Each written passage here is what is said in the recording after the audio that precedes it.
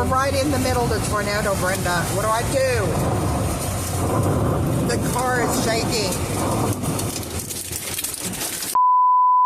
Holy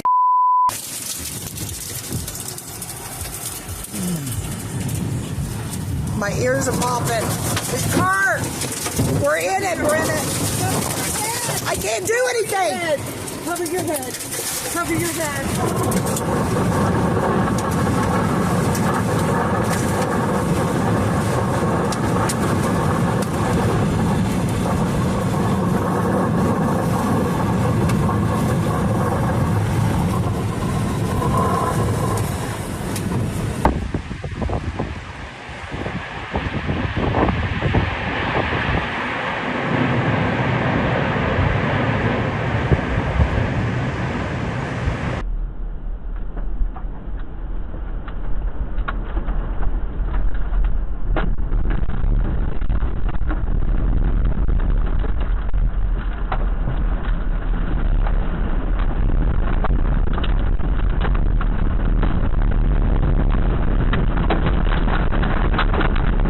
It has been a very active start to 2024. Now, even though May is typically the most active month for tornadoes, the numbers that we've seen this year, and really going back to the last week of April, have been astounding.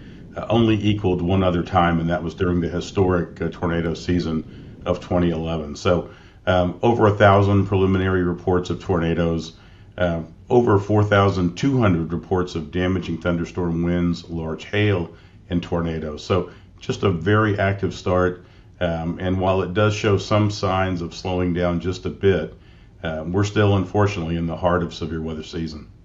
Another key ingredient is that we did not have many cold fronts during the winter penetrate into the Gulf of Mexico, and so for that reason, among others, the Gulf of Mexico is quite warm, well above average.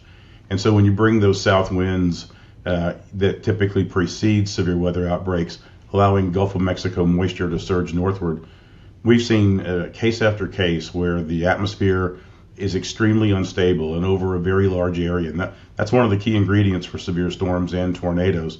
And that certainly helps stack the deck in favor of a more active season.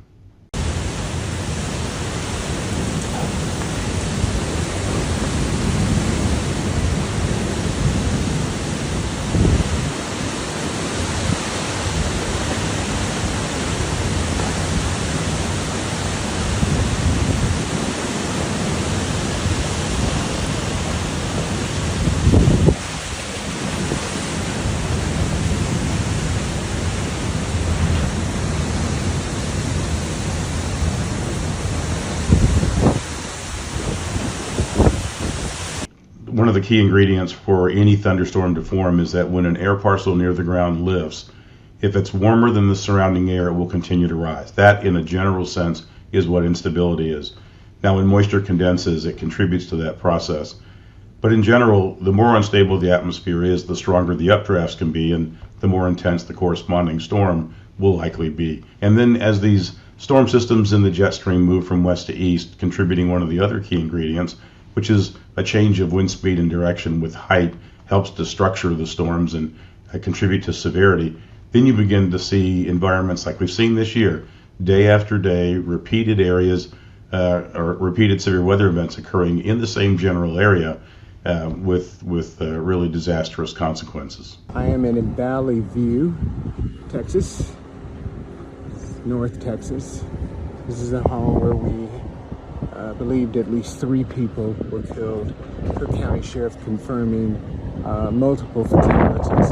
We've heard 7, but we're waiting on the news conference to get the exact numbers and some updates. This is some of the damage. I'm on Green Meadow Drive here. Storm that came through about 10 o'clock last night. You see people over there picking up the pieces of their lives as it's strewn all across the field, way over there on the other street.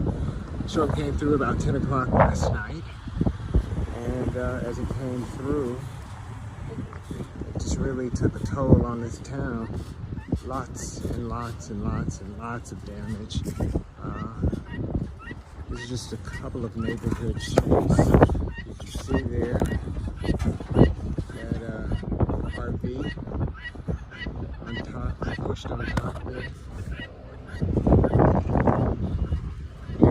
been able to do some clearing out. But it came through about 10 o'clock last night. As a matter of fact, I was talking to some survivors of the storm.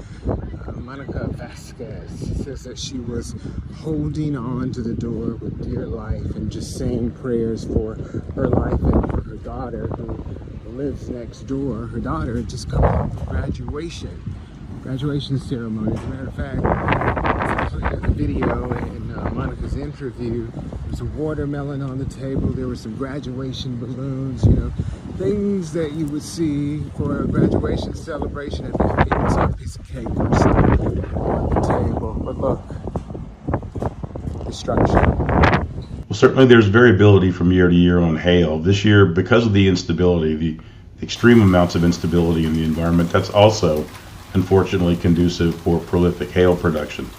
If it's a major metropolitan area, you can quickly have $1 billion in damage from one storm over the course of an hour, you know, anywhere that storm hits.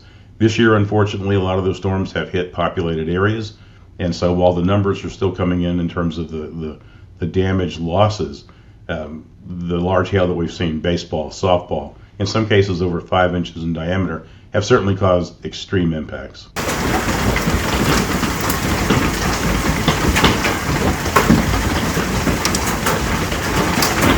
The bottom line, I think, is that it's unclear the extent to which climate change might be playing a role in overall severe weather occurrence. Oh my gosh! Holy shit!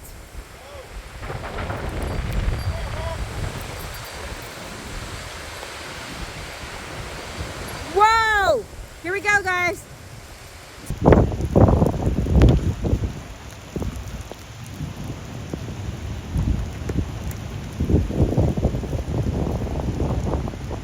Wind is wind, and when you've got, in the case of Houston, winds of perhaps 100 miles per hour, even locally higher, it doesn't matter whether the winds are rotating or whether they're coming from one predominant direction.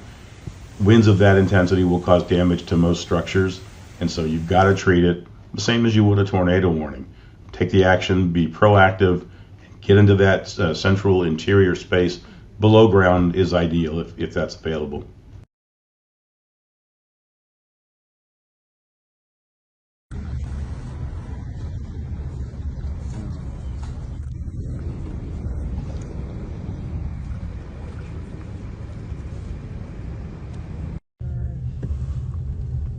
Oh, they got destroyed. They got holy.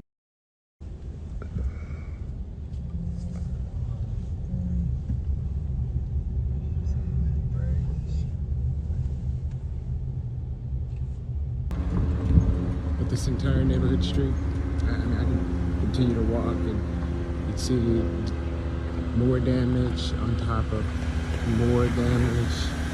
So the interesting thing about the lady who lives over here, she left her home, and you can see why, to go up to the convenience store, which is not very far from here.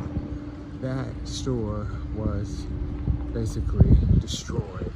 She said that there were about 30 of them, if I remember correctly, who had hunkered down inside of a water cooler, and that's where they rode out the storm. They're alive today to tell the story. So, some amazing stories of surviving. It's just hard to see humanity suffer like this sometimes. But when a storm comes through and does what it does, what can you do? But move forward to the next day. Take it one day at a time.